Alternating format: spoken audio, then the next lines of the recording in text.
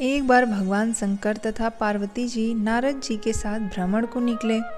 चलते चलते वे चैत्र शुक्ल तृतीया के दिन एक गांव में पहुंच गए। उनके आगमन का समाचार सुनकर गांव की श्रेष्ठ कुलीन स्त्रियां उनके स्वागत के लिए स्वादिष्ट भोजन बनाने लगी। भोजन बनाते बनाते उन्हें काफ़ी विलंब हो गया, किंतु साधारण कुल की स्त्रियां श्रेष्ठ कुल की स्त्रियों से पहले ही थालियों में हल्दी तथा अक्षत लेकर पूजन हेतु पहुंच गईं। पार्वती जी ने उनके पूजा भाव को स्वीकार करके सारा सुहाग रस उन पर छिड़क दिया। वे अटल सुहाग प्राप्ति का वरदान पाकर लौटे। तत्पश्चात उच्च कुल की स्त्रियां अनेक प्रकार के पकवान लेकर गौरी जी और शंकर जी की पूजा करने पहुंची। सोने चांदी से निर्मित उनकी थालियों में विभिन्न प्रकार के पदार्थ थे। उन स्त्रियों को देखकर भगवान शंकर ने पार्वती जी से कहा, तुमने सारा सुहाग रस तो साधारण कुल की स्त्रियों को ही दे दिया, अब इन्हें क्या दोगे? पार्वती जी ने उत्तर दिया, प्राणनाथ, आप इसकी चिंता मत कीजिए। उन स्त्रियों को मैंने केवल ऊपरी पदार्थों से बना रस दिया है, इसलिए उनका रस धोती से रहेगा। परंतु मैं उन उच्च कुल की स्त्रियों को अपनी उंगली चीरकर अपने रस का सुहाग रस दूंगी।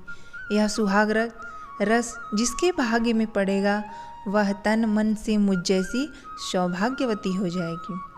जब स्त्रियों ने पूजन समाप्त कर दिया तब पार्वती जी ने अपनी उंगली चीरकर उन पर छिड़क दी।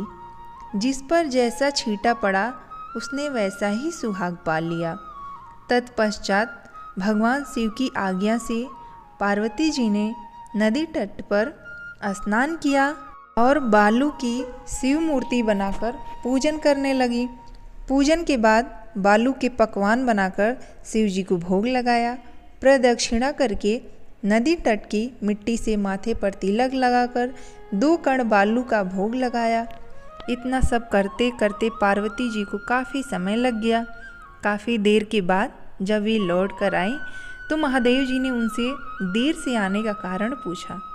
उत्तर में पार्वती जी ने झूठ ही कह दिया कि वहाँ मेरे भाई और भावज आदि मायके वाले मिल गए थे, उन्हीं से बातें करने लगी। देर हो गई, परंतु महादेव तो महादेव ही थे, वे कुछ और ही लीला रचना चाहते थे।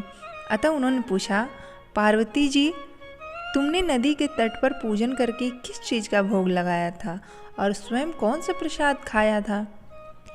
स्वामी, पार्वती जी ने पुनः झूठ बोल दिया। मेरी भावज ने मुझे दूध भात खिलाया, उसे खाकर मैं सीधी यहाँ चली आ रही हूँ। यह सुनकर शिव जी भी दूध भात खाने की लालच में नदी तट की ओर चल दिए। पार्वती दुविधा में पड़ गई। तब उन्होंने मौन भाव से भगवान भोले शंकर का ही ध्यान किया और भगवान की, हे भगवान, यदि मैं आपकी अन्य दासी हूँ तो आप इसमें मेरी लाज रख लीजिए। यह प्रार्थना करते हुए पार्वती जी भगवान शिव के पीछे पीछे चलती रहीं। उन्हें दूर नदी के तट पर माया का महल दिखाई दिया।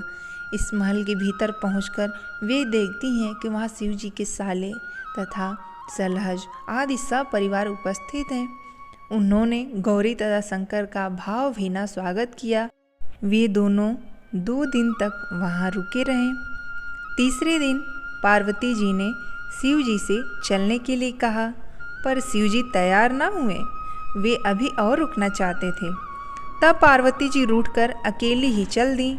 ऐसी हालत में भगवान शिव जी को पार्वती जी के साथ चलना पड़ा। नारद जी भी साथ साथ चल दिए। चलते चलते वे बहुत दूर निकल आए। उस समय भगवान सूर्य अपने धाम यानी पश्चिम की ओर पधार रहे थे। अचानक भगवान शंकर पार्वती जी से बोले, मैं तुम्हारे मायके में अपनी माला भूल आया हूँ। पार्वती जी ने कहा, ठीक है, मैं ले आती हूँ। पार्वती जी ने कहा और जाने को तत्पर हो गई, परंतु भगवान ने उन्हें जाने की आज्ञा ना दी और इस कार्य के लिए ब्रह्मपुत्र नारद जी को भेज दिया। परंतु वहाँ पहुँचने पर नारद जी को कोई महल नजर ना आया। वहाँ तो दूर तक जंगल ही जंगल था, जिसमें हिंसक पशु भी चल रहे थे। नारद जी वहाँ भटकने लगे और सोचने लगे कि कहीं वे किसी गलत स्थान पर तो नहीं आ गए। परंतु सहसा ही बिजली चमकी और नारद जी को शिव जी की माला एक पेड़ पर लटकी हुई दिखाई दी।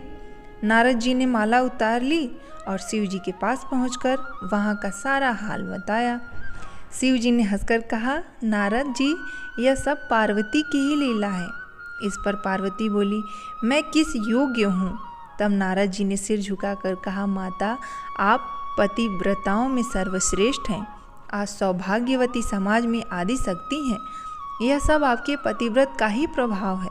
संसार की स्त्रियां आपके नाम स्मरण मात्र से ही अटल सौभाग्य प्राप्त कर सकती हैं और समस्त सिद्धियों को बना तथा मिटा सकती हैं। तब आपके लिए यह कर्म कौन सी बड़ी बात है? महामाया गोपनीय पूजन अधिक शक्तिशाली तथा भावना तथा चमत्कार पूर्ण शक्ति को देखकर मुझे बहुत प्रसन्नता हुई।